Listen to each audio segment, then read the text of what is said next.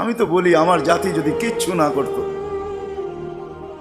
সারাদিন পরে ঘুমানোর সময় যদি হাত দুইটা উঠায় চোখের একটু পানি ছেড়া বলতো, মালিক এত বড় সংসার, এত যাই ঝামেলা সব সামনে নিয়ে সারা দিন তোর কাছে আসতে পারি নাই, এখন ঘুমাইতে চললাম, সকালে যদি উঠাস তাইলে উঠবো, নাইলে চির নিদ্রা হয়ে যাবে।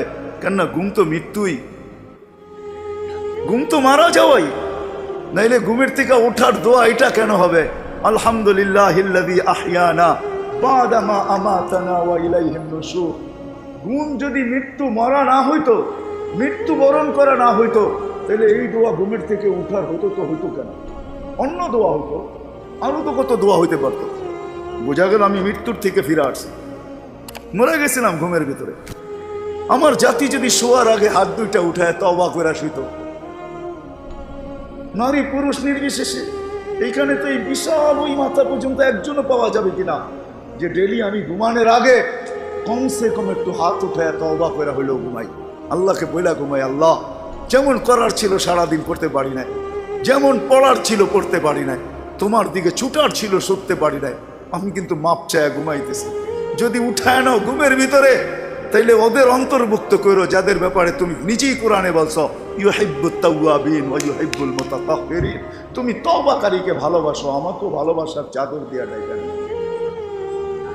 আমার জাতি যদি ঘুমানোর সময় একটু তওবা করে ঘুমাইতো, একজনও তো হাত উঠাইতে পারবে না যে আমি ঘুমানোর সময় ডেলি তওবা করে ঘুমাই, তওবায় আমি অভ্যস্ত।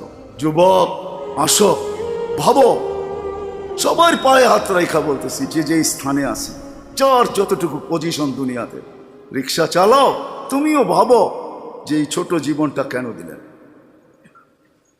বাবা উচিত কেন দিলেন? ওই জান্নাত পাওয়ার জন্য দিলেন। বলে আপনি কি করে বলেন? এই জন্যই বলি, কেন আমাদের যাত্রা জান্নাত থেকে, আমরা জান্নাতে যাব। আদম আলাইহিস সালাম জান্নাত থেকে যাত্রা শুরু করছেন, আবার উনি ফিরা জান্নাতেই যাবেন। আমাদেরকে যদি আল্লাহ জান্নাত না দিবে, তাহলে মুসলমানের ঘরে আমার অস্তিত্ব দিল তো দিল কেন?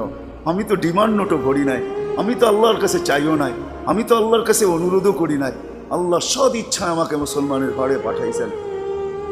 দুনিয়াতে পা রাখতে দেরি, আজান একামতের ধ্বনি আমার কানে আসতে দেরি হয় নাই। কিন্তু সব সত্য, কিন্তু এটাও সত্য আমি সবকিছু পাওয়ার পরে হারায় গেলাম, আল্লাহকে ভুলা গেলাম। এই জন্যই কোরআন আমাদের কানে ধ্বনি দেয়, কুতিলাল ইনসানু মা আকফারা। ও মানুষ, তুই অকৃতজ্ঞ হইলি তো হইলি কি করে?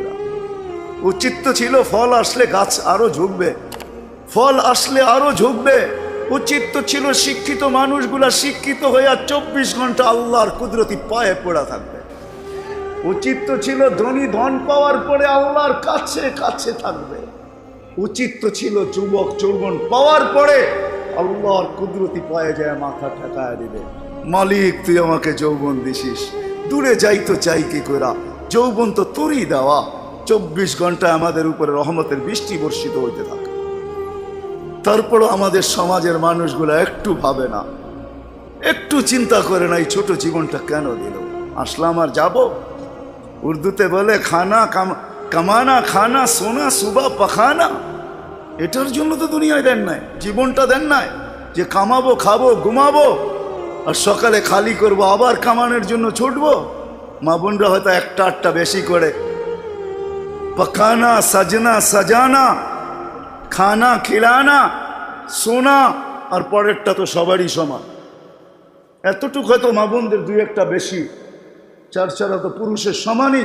এই জন্য জীবন কানা। আসেন ভাবুন, কোন দিন এটা ফুরে যাবে কেউ জানবে না। মৌত কারো কাছে মিস কল দিয়ে আসে না। দুনিয়ার কোনো ব্যক্তিত্ব নাই, একজন ব্যক্তিত্ব ছিলেন, মৃত্যু যার কাছে বইলা আসতে হয়েছে। আল্লাহ নিচে বলছেন মালাকুল মৌতকে, বন্ধুর কাছে যাবে, অনুমতি দিলে ঢুকবে, নাইলে ঢুকবে না। অনুমতি নিয়ে বুকে হাত রাখবে, নাইলে রাখবে না। আমার বন্ধুর অনুমতি ছাড়া হাত রাখবে না বুকে। একজনই দুনিয়াতে ব্যক্তিত্ব ছিল যার কাছে অনুমতি নিয়ে আসছে, কারো কাছে আজ পর্যন্ত অনুমতি নিয়ে আসে না, আর আসবেও না।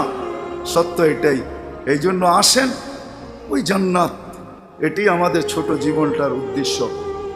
এই জন্যই আল্লাহ ডেলি ডাকে, 5 বেলা ডাকে, গ্যারান্টি দিয়া ডাকে, সিল লাগায়া ডাকে। ইদা সালুহা সালুহা সাইরুল আমাল 5 ওয়াক্ত নামাজ যদি এই উম্মত কমপ্লিট করে দেখাইতে পারে, তো আল্লাহ আমাদের নবীজির সাথে ওয়াদা করছেন, আমিও আপনার উম্মতের জীবনকে কমপ্লিট বলে লেখা দিব। কোনো বিষয়ে হাতেই লাগাবো না, চোখই বুলাবো না, নামাজ ঠিক তো ঠিক। মুহাম্মদুর রাসূলুল্লাহ সাল্লাল্লাহু আলাইহি ওয়াসাল্লাম এই জন্যই আসছেন, এই জন্যই জীবনটা ভর চোখের পানি ঝরাইছেন, এখনো জড়াইতেছে। কিয়ামতের মাঠে আমাদেরকে নিয়ে চিৎকার দিবে, উম্মতি উম্মতি বলে চিৎকার দিবে। আর ছিল যুবক, যৌবন অবস্থায় তোমাকে জান্নাত পাওয়ায় দেওয়ার জন্য, নাইলে যে হাদিস শুনাইছি এটা কোনোদিন হইতো না, কোনোদিন হইতো না। যৌবন আসতে দেরি, পাইতে দেরি, তোমাকে জান্নাতের নিচে গ্যালারি বুকিং দিতে দেরি হবে না। তোমার জন্য আরশের নিচে তোমার জন্য গ্যালারি বুকিং হবে, সুপার ডিলাক্স গ্যালারি। সাবাতু ইয়াদিল্লুহুমুল্লাহু তাহতা দিল্লি আরশি ইয়াউমা লা দিল্লা ইল্লা দিল্লু শাবুন নাশা ফি ইবাদাতিল্লাহ। ওই যুবক যে দুনিয়ার এই গান্দা জিনিসের থেকে 60-70 বছরের জন্য চোখ বন্ধ করে নিছে, কান বন্ধ করে নিছে, জবান বন্ধ করে নিয়ে দৌড় লাগাইছে, আল্লাহ বলে তোমাকে আরশের নিচের সুপার ডিলাক্স গ্যালারিতে জায়গা দিবে। কিয়ামতের দিন ওইখানে জায়গা দিবে। হ্যাঁ, ওইখানে শুধু খালি মুখে বসে থাকতে হবে না, সব থাকবে ওইখানে, সব খাইতে থাকবে, সব বুক করতে থাকবে, আমল নামা উঠতে উঠতে ডাইনাতে চলে আসবে। তোমার যাইতেও হবে না, উঠতে উঠতে ফেরেশতা নিয়ে আসবে হাতে, ডাইন হাতে। আজকে যেরকম ছক্কা মারলে তোমরা বাজার গরম করে ফেলো, মহল্লা গরম করে ফেলো, ঠিক না? আরে বোঝো তো আমার কথা, কার ছক্কা? ক্রিকেটে দেখো না মাঝে মাঝে তোমাদের পছন্দের প্লেয়ার যদি ছক্কা মারে বা টিম যদি ছক্কা মারে, তাহলে পুরো বাজার গরম করে ফেলো, ঠিক না? আমল নামা ডাইনাতে আসতে দেরি, আরশের নিচ গরম করতে দেরি করবে না। উমুকরা উ কিতাবিয়া বলে একটা চিৎকার দিবে, আরশ পর্যন্ত কাইপা উঠবে। আল্লাহ মুস্কি মুস্কি হাসবে যে দেখো কি চিৎকার দিতেছে। ডাইনাতে চলে আসবে, আম্মা মান উতিয়া কিতাবাহু বিয়ামিনি। ডাইনাতে আসতে দেরি, চিৎকার দিতে দেরি হবে না। এটা চিৎকার, খুশির চিৎকার।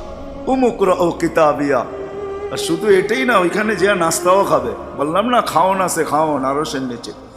জান্নাতের মাছের কলিজার কাবাব আর জান্নাতের রুটি খাওয়াবে। ফেরেশতারা আয়সা বলবে আল্লাহর ওলি দুপুরের খানা জান্নাতে খাইতে হবে। এইখানে বৈশা বৈশা একজন আরেকজনের দেখায় সময় কাটাইলে চলবে না। জিজ্ঞাসা করবে কি পাকাইছে আল্লাহ দুপুরে? জাবাহালাকুম সাওরাল জান্নাত, জান্নাতের ষাঁড় জবরদস্ত। জিজ্ঞাসা করবে কোথার থেকে আনছে? আমাদের আমিনবাজার মিরপুর থেকে। কেনা রব্বা হাফি আকনাফিল জান্নাহ, জান্নাতের কোনায় কোনায় বিচরণ হয়ে বড় হয়েছে। জিজ্ঞাসা করবে কি গাছ খাওয়াইছে আল্লাহ? ফেরেশতারা বলবে হাশিশ আর জাফরান, পিওর জাফরানের গাছ খাওয়া বড় হয়েছে। বর্ণনা শোনার পরে মুখে পানি এসে পড়বে, উঠবে জান্নাতে যাওয়ার জন্য, উঠতে দেরি, নূর হুমিয়াসা। ওই দিন নামাজের মজা বুঝে আসবে, ওই দিন উজুর মজা বুঝে আসবে।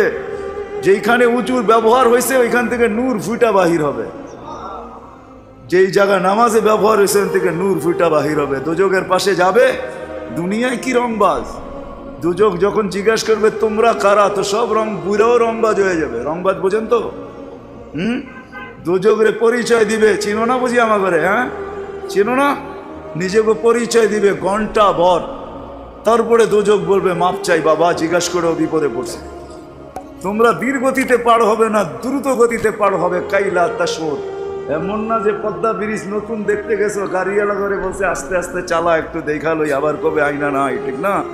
ওটার ভিতরে লেখা আছে কিন্তু কত মাইল স্পিডে চালাইতে হবে। এর চেয়ে কম দাঁড়াইলে খবর আছে, সিসি ক্যামেরা লাগাইয়া দিছে। কিন্তু দুজকও বলবে ধীরগতিতে যেও না, আগুন নিভা যাবে। তোমরা এরম গতিতে পার হবে যে খবরই না হয়, উঠবে আর ওই পারে যে ঠক করে লেগে যাবে।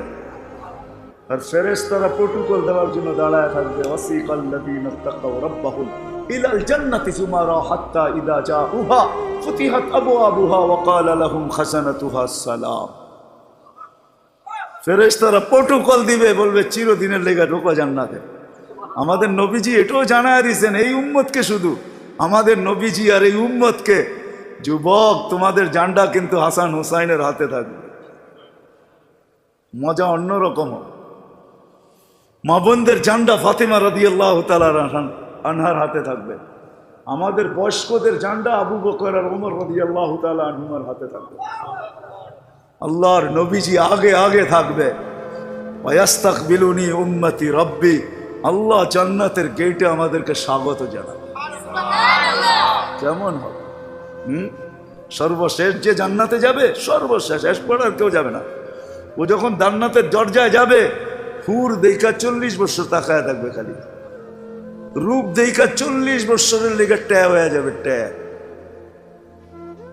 40 বছর পরে হুর ওর গালের ভিতরে চিমটিকাইটা বলবে, খালি দেখবি, আর কিছু কাহিনী নাই, আর কত দেখবি তুই আমারে, চল ভিতরে।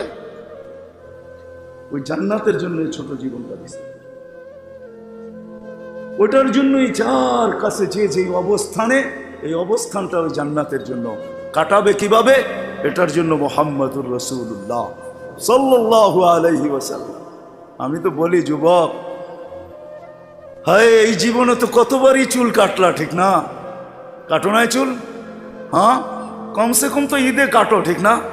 আজ পর্যন্ত সেলুনে যে কোনোদিন বলছো যে আজকে তোদের যতগুলা ডিজাইন আছে এগুলো সরা? ও যদি বলে তোর মাথায় কি হলো, কয় না না সরা তুই এই ডিজাইন। আজকে আমি নিয়ত করে আসছি আমার চুল কাটবো আমার নবীর ডিজাইনে, আমাকে কাটা দিব। একজন যুবক দেখো, বলো কসম খোদার, যদি তুমি নবীর মহব্বতে একদিন চুলও কাটতে পারো, তাহলে আমি জানি তোমার যদি ঈমান নিয়ে মরতে পারো, একদিনের চুল কাটা তোমাকে জান্নাতে নিয়ে যাবে। নবীর আদর্শ আল্লাহর কাছে বড় প্রিয়। এই জন্য আসো, লম্বা করতে চাইতেছি না, আসো ছোট জীবনটা যে যেই ক্ষেত্রে আছি, যুবক যৌবনে, নারী নারীত্বে, পুরুষ পুরুষত্বে, ধনী ধনের ভিতরে, যে যে অবস্থানে আসি, পজিশনে আসি, এটা ওই জান্নাত নেওয়ার জন্য। নাইলে পস্তাইতে হবে, সওয়া যাবে না, এটাই সত্য। এক এক দুচকির এক একটা দাঁত হবে 10 কিলোমিটার চওড়া, উপরের মাড়িটা হবে 160 কিলোমিটার, বসতে জায়গা লাগবে 470 কিলোমিটার। ওই পাহাড় আমি 4 বার এই 2 চোখে দেখছি, ইয়ামানে জাবালে বায়দা, যেটার সমান এক একটা রান হবে। হায়, সইতে পারবে না। তোমাকে মুসলমানের ঘরে অস্তিত্ব দিছেন এই জন্য না, তোমাকে মুসলমানের ঘরে অস্তিত্ব দিছে যুবক এই জন্য যে তুমি যৌবন দিয়েই আল্লাহর কাছ থেকে জান্নাত নিয়ে নিবে। পরের সময়টা যেটা থাকবে ওটা শুধু বোনাস থাকবে। জান্নাত তুমি নিয়ে নিবে, পরে যা সময়টা পাবে এটার জন্য তোমার পদ মর্যাদা বাড়তে থাকবে, জান্নাতে মর্যাদা বাড়তে থাকবে। কিন্তু জান্নাতের প্লট তুমি যৌবন দিয়ে নিয়ে আনবে, এই জন্য তোমাকে যৌবন দিয়েছে। আসো আজকে সবাই মিলে অঙ্গীকার করি, বুলার রাস্তার থেকে ফিরে আসি আর ভাবি যে আমাকে কিন্তু জান্নাত নিয়ে যেতে হবে। ওইখানে কোনো পরিচয় চলবে না, যদি চলতো তাহলে একটা কথা বলেই শেষ করতেছি, দুনিয়ার কারো যদি নাও চলতো তাহলে আবু তালেবের জন্য চলতো পরিচয়। আবু তালেবের চলতো, যেই নবীর পিঠের ছোঁয়া পাইলে ভাগ্য খোলে। আল্লাহর রসুল খেজুর গাছে পিঠ লাগায় জুমার খুতবা পড়তেন, যেই দিন মেম্বরে উঠছেন, পা রাখছেন, খেজুর গাছ বাচ্চার মতো ফুফায় ফুফায় কাঁদতেছিল, বিলাপ করতেছিল, আমাকে বঞ্চিত করলেন কেন? পেটের ছোঁয়া দিতেছিলেন, ধন্য হইতেছিলাম, কেন বঞ্চিত করলেন? মেম্বরে কেন পা দিলেন? আল্লাহর রসুল সান্ত্বনা দিতে দিতে এই পর্যন্ত সান্ত্বনা দেওয়ার পরে কান্না থামছে যে তোকে আমি জান্নাতে নিয়ে যাব। দুনিয়াতে তুই খেজুর খাওয়াইতে পারিস না, তুই জান্নাতে খেজুর দিবি, আমি খাবো। ওই আবু তালেবই আল্লাহ রসুলের ছোঁয়ায় ধন্য হতো। 44 বছর চাচার সিনায় থাইকা বড় হয়েছে, 44 বছর পর্যন্ত চাচার সিনায় ছিল। ও যুবক, আমি চুল কাটার কথা এই জন্য বলতেছিলাম। আনাস ইবনে মালিক রাদিয়াল্লাহু তাআলা আনহু বলেন, আল্লাহর রসুল আমার ঘরে আসছে, আমি দস্তরখান বিছায়া দিছি, খাইছেন, দস্তরখান দিয়ে হাত মুছছেন। ওই দিন থেকে নিয়ে আজ পর্যন্ত যতদিন বেঁচে থাকবো দস্তরখানকে পানি আর সাবান দিয়ে আমি পরিষ্কার করি না, আর করবো না। যখনই ময়লা হয় আমি আগুনে নিক্ষেপ করি, আগুন ময়লা খায়া ছাই করে ফেলে, আমাকে চকচকে দস্তরখান ফেরত দেয়। একটা সুতাও জ্বালানোর ক্ষমতা রাখে না। যেই রসুলের হাতের ছোঁয়া পাইলে দুনিয়ার আগুন, দুনিয়ার সুতা উঠতে পারে না। তুমি যদি ওই রসুলের স্টাইলে চুল কাটো তো দুজক তোমাকে ধরবে করতে। আমার কাছে লজিক আছে, যুক্তি আছে। আসো, কোনো পরিচয় চলবে না, চলবে শুধু মুহাম্মদুর রাসূলুল্লাহ, তার আদর্শ চলবে। এই জন্য আসেন, ওয়াদা করি আজকের থেকে যে আমি আমার জীবনটাকে আল্লাহর রসুলের আদর্শে যে জায়গায় আছি, গরিব গুরবতের ভিতরে থেকে, হায় গরিব তো ভাবে দুনিয়াও পেলাম না, আমিও ভাবি গরিব দুনিয়াও পাইল না, আখেরাত যেন হাতছাড়া না হয়। কিয়ামতের মাঠের আধিপত্য গরিবদেরই থাকবে। একটাই সম্প্রদায় কিয়ামতের মাঠে, যাদের হিসাব কিতাব হবে না, কানে কানে ফেরেশতা বলবে ইনতালিকু ইলাল জান্নাতি বিগাইরি হিসাব ওয়ালা কিতাব, তোমাদের হিসাবও নাই কিতাবও নাই, চলো জান্নাতে চলো। এই জন্যই আল্লাহ রসুল গরিবদের ভিতরে উঠতে চাইছেন, অহশুরনি ফি জুমরাতিল মাসাকিন। হিসাব কিতাব নাই, শুধু এইখানেই শেষ না, আল্লাহ বলবে তামাত্তাউ খামসুমিয়াতি আম হাত্তা ইয়াদখুলাল আগনিয়া। দুনিয়াওয়ালারা দুনিয়ায় ভোগ করছে 60-70 বছর, তোদেরকে দেখায়া তোরা খাবি 500 বছর, ওদেরকে দেখায়া 500 বছর পরে ধনীদেরকে যেতে দিবে। এই পাশে বসায় রাখবে, বলে বসো আর দেখো ভিতরে কি করে। গরিব বড় বড় বার্গার লইব, 2 হাতে ধরে টানবো আর খাইব। বড় বড় গ্রিল লইব, দুনিয়ার যত খানা জান্নাতের এটা লইব, আর লম্বা লম্বা টান দিব আর দেখাইব আর চোখে টিপি দিব। কি বয়ে রয়েছেন কেন? ঠিক না? আমি তো মাঝে মাঝে বলি, হুজুররা কি বলবে জানি না, হুরেরও যদি আয়ে বলবো পরে অনেক সময় আছে তোর লোকে দেখা করার, যা এখন 500 বছর খাওয়ার অনুমতি দিছে, দুনিয়ার 60টা মিটায় লই, 500 বছর খায়া লই, পরে দেখা করবো বাগেন থেকে। হুরের কাছেও যাবে না। আল্লাহ ওই গরিবকেও ওই ক্ষেত্র দিছেন, ধনীর জন্যও দিছেন। ধনীর জন্য যে দেন না এমন না, তাহলে হুসাইন ইবনে ইয়াজ রহমতুল্লাহ আলাইহি বলতেন না, আমাদের সমাজের বিত্তশালীরা যদি গরিবের বাড়িতে যায় আর যা তালাশ করে কার ঘরে কি পাক হইল কি হইল না, আল্লাহর রাসূল বলে তুবাল আমির আলা বাবিল ফকির, এর চেয়ে উত্তম ধনী কেউ নাই যে গরিবের দরজায় যায় খটখটায়। ফুজাইল ইবনে ইয়াজ বলে তুমি এক লোকমা ক্ষুধার্তের মুখে উঠায় দিবা, লোকমাতুন ফি বাতনিন যায় খায়রুম মিন বিনাই জামে, একজন আল্লাহর ঘর বানায় যা না পাবে, তুমি গরিবের ক্ষুধার্তের মুখে এক লোকমা উঠায় দিয়ে এর চেয়ে বেশি সওয়াব পাবে। আল্লাহর ঘর বানাইলে জান্নাত পাওয়া যায়, গরিবের মুখে এক লোকমা খানা উঠায় দিয়েও জান্নাত পাওয়া যায়। হাদিসে কুদসি আছে, আল্লাহ বলে আমি ক্ষুধার্ত ছিলাম, তুমি কেন খাওয়াইলে না? তো বান্দা বলবে আপনি, সুবহান, আপনি আবার ক্ষুধার্ত? আল্লাহ মানুষ সামনে নিয়ে আসবে, এ ক্ষুধার্ত ছিল, তোমার কাছে হাত পাচ্ছে, তুমি ধাক্কা দিয়া বাহির করে দিছ, একে খাওয়াইলে আমাকে খাওয়ানো হতো। জিজ্ঞেস করেন হাদিস আছে না? আমি কাপড়হীন ছিলাম, তুমি কেন আমাকে কাপড় পরাইলে না? ধনীকেও ধন দিছেন এই জন্য, শিক্ষিতকেও শিক্ষা দিছেন এই জন্য। আসেন, অর্জন করবো তো, শিখবো তো, পাক্কা ওয়াদা? নামান সর্বশেষ ওয়াদা, আজকের থেকে নামাজ ছাড়বো না।